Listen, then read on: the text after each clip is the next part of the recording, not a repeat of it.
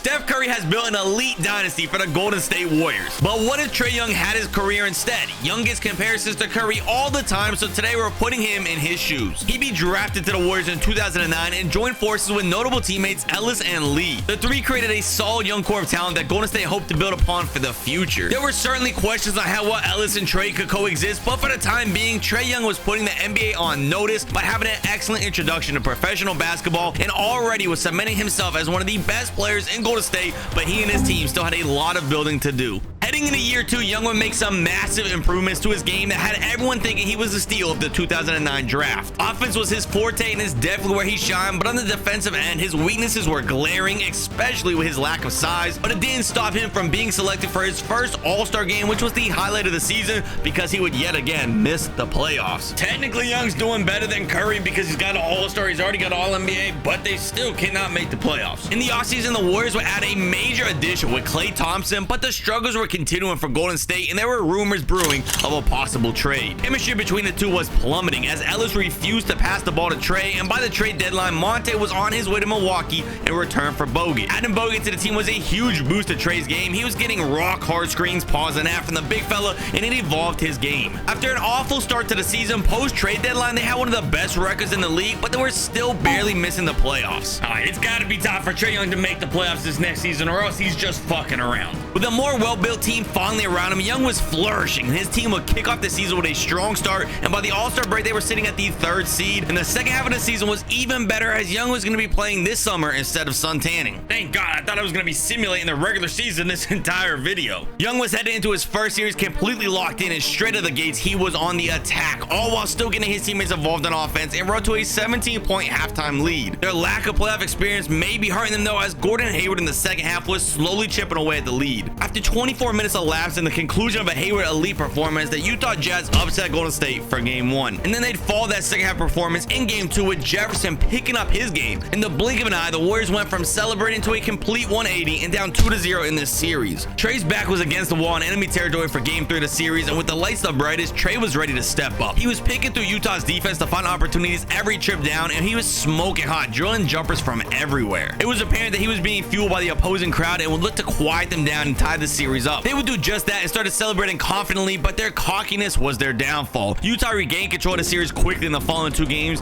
Their calm and collected team play was enough to outlast Golden State in round 1. How do you lose as the 2nd seed to the 7th seed of Utah Jazz, man? The spirits were still high from the team though, even after my doubts. Iguodala also joined the roster this year, and he'd bring with him a change in culture. He was gritty and defensive minded, and it was rubbing off on his teammates. After a long regular season, the Warriors would find themselves in the playoffs again versus the Wolves. Minnesota featured star Kevin Love, who was elite down low. David Lee had his hands full dealing with K Love, and there was no signs of stopping him. If they were going to win this series, it would be on the offensive end. As we know, offense was Trae's happy place, and he would lift his team onto his back and take over the entire series. He was taking things game by game this time around and not becoming cocky. He would go on to average some crazy numbers in round 1 and was capping off a massive game 6. In this game 6, Trae has 45. It looks like he's still attacking. Trae to step back J.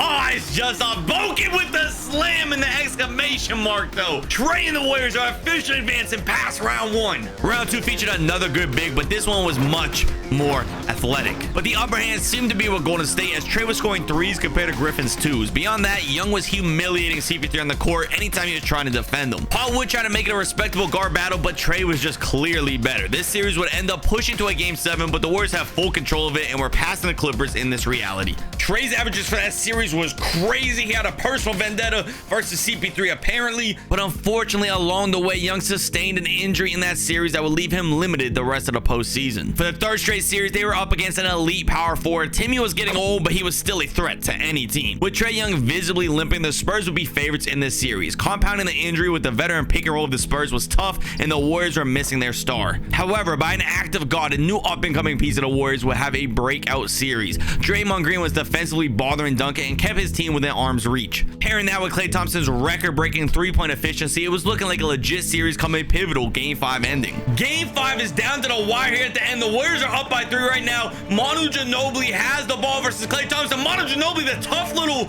lay. What was that? Tim Duncan, the putback. His putback is good. Why did Ginobili go up like that? Only a 1-point game that the Warriors have it, Trae Young is visibly injured. His leg is all type of fucked up. I don't even know what happened. I think Chris Paul sabotaged him. Trae Young with it. Andrew Bogut sent that screen. Trae still operating even with the injury. Step back. Why didn't he take it? Oh my God, why did he not take it? You can't let them get the ball to Tim Duncan with David Lee. Horrible defender. This is bad. It looks like Tim Duncan's hurt as well. Timmy travels. What a choke by an all-time great. 36 seconds left to go now. The Warriors are up by 1. Trae Young with it here at the top. I don't even know who this man guarding him is. You gotta beat him off the dribble even if you're hurt. Bogut with the screen. One man to be on the left side. Splitter. Pull up Jay. Oh my God, man. This injured Trae Young is shooting the Warriors out of this game. He's choking here. Ginobili got wide open off that screen. Didn't use it. Timmy in the post again. David Lee on him. This is dangerous. Oh, drop step. Tough look for Timmy here. Nowhere to go. The hook. It's off. Lee with the board. Iggy's going to the line. Aliens point a laser at Earth. Fade to the Earth in the hands of one man. I want Iguodala, man, at the free throw line to go up by 3.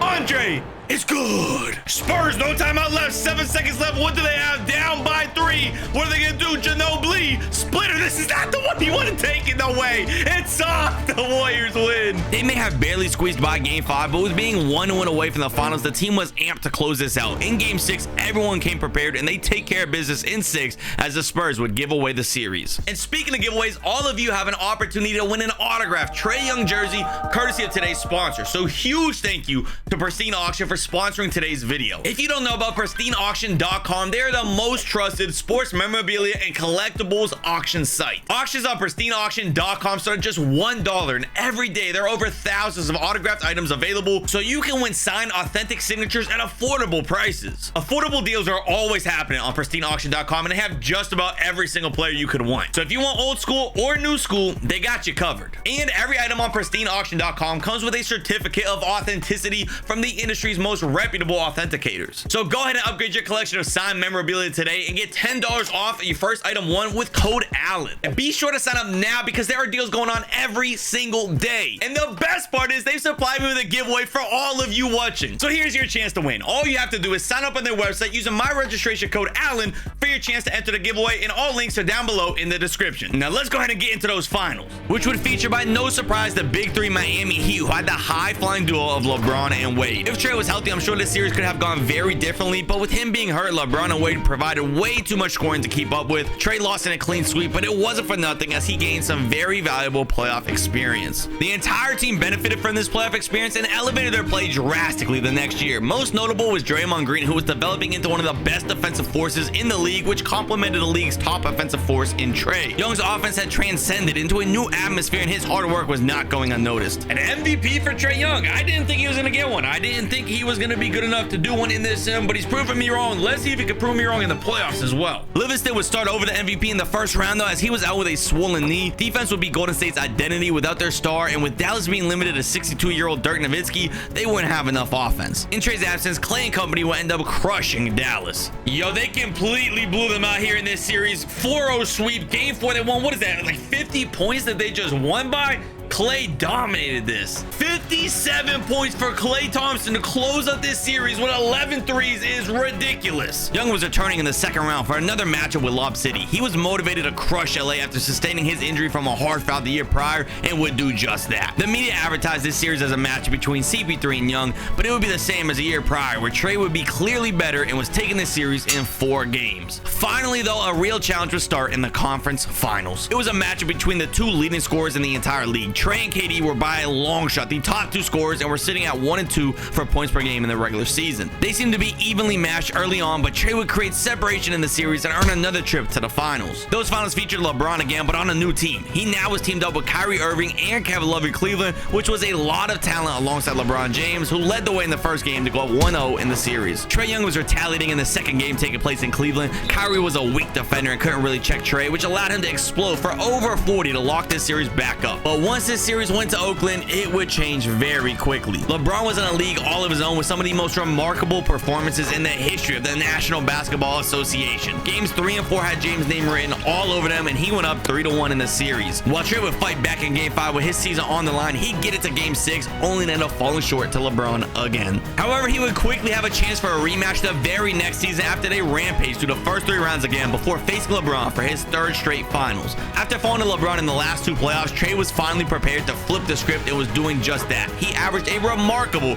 45.1 points per game through the finals, and Cleveland was falling behind quickly. After 5 games, the series was a complete mirror of the year prior, and Trae had a chance for his first ring. Game 6 of the series is all knotted up here with a minute remaining. Trae Young has the opportunity to win a first ring. He's driving to the paint. Tristan Thompson, he tried to bully but misses that lay. Trae really blew by him but couldn't beat Tristan Thompson at the rim. Richard Jefferson, no way you lose to Richard Jefferson. I don't even see LeBron in the court. It's Kyrie trying to save LeBron's legacy.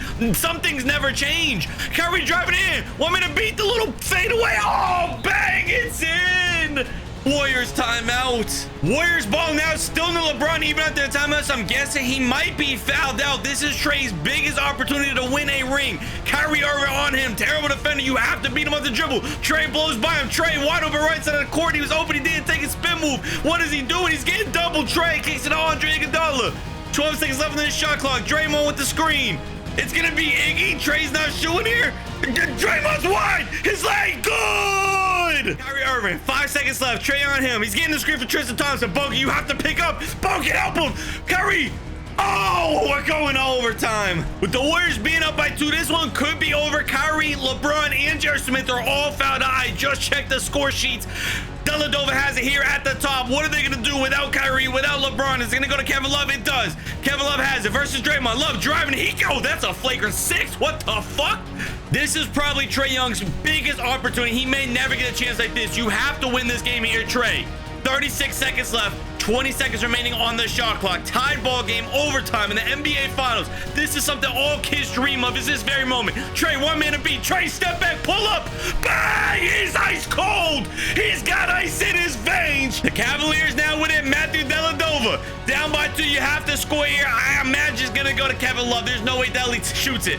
K-Love in the paint. Draymond to him. That's a tough fade. It's no good. Ball get the rebound. They get it to Clay. And that's pretty much going to do it. Trae's officially winning his first ever championship, and the excitement wasn't going to end there. And that's because Durant was joining Golden State the next year. Now with the Warriors having the NBA's 2 best scorers and high team chemistry, there was very little chance of any team stepping between them and more rings. And by no surprise, at the end of the first season, they would find themselves atop NBA hierarchy with the best record. As you'd imagine, their success continued in the playoffs. In round 1 versus Portland, they would defeat KD's old team in round 2, and in the conference finals, they'd remain undefeated versus the Spurs throughout this simulation, and surprise, surprise, they ran into Braun again. Durant being a part of the team this year would create a massive gap between the 2 teams this time around. KD was questionably the best player on the entire court, and pairing that with the well-rounded Warriors team would lead to taking out LeBron after only 5 games. And I'm at a loss for words for this following season. Trae Young got another MVP, but that's not even the crazy part. The crazy part is this record that the Warriors put up,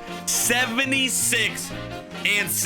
That is just ridiculous. They'd go on to run straight through the postseason, not only in season 9, but also in season 10 the following year, to lock in 4 total rings for Trae. But following their three-peat, the dynasty could be ending as KD left for Brooklyn. Trae was once again the main guy in his team and would continue his high level of play that he had become known for over the last several years, but Klay Thompson was hurt and Green was regressing, and for the first time in a while, he would be missing the playoffs. Come 2021, Klay was still injured, but a new co-star for Trae was emerging. Jordan Poole was beginning to develop his game to pair along Young. Unfortunately, there wasn't enough baddies on the sideline, and the Warriors would end up missing the playoffs yet again. Eventually, 2022 would come around, and Klay was finally back in the lineup doing what he does, and Poole had elevated into a high-level scorer and a borderline all-star. There was also some bad news, though, that Green was a shell of his former self, and his defense wasn't as dominant, which meant they barely made the playoffs. Young was finally playing in the postseason again after being on top of the world and plummeting down to the bottom. Now he was on a quest to get back to the top, and the first hurdle was Utah, who were led by the athletic young Donovan Mitchell. While a great regular season team team, they struggled in the playoffs, and the Warriors' veteran leadership helped them coast in round 2 versus someone else with just as much playoff experience. For the millionth time, LeBron was up against Trae, and this was poised to be just as exciting as all their past matchups. This time, LeBron was joined with elite big man Anthony Davis, who was giving the small ball Warriors some serious issues. Trae would suppress the size problems, though, by outpacing the Lakers outside the arc. The teams were dead even and playing in a close final game of the series. Trae's currently in what I believe is his first game 7, if I'm not mistaken, or the first I remember for a very long time. LeBron with it on the left side,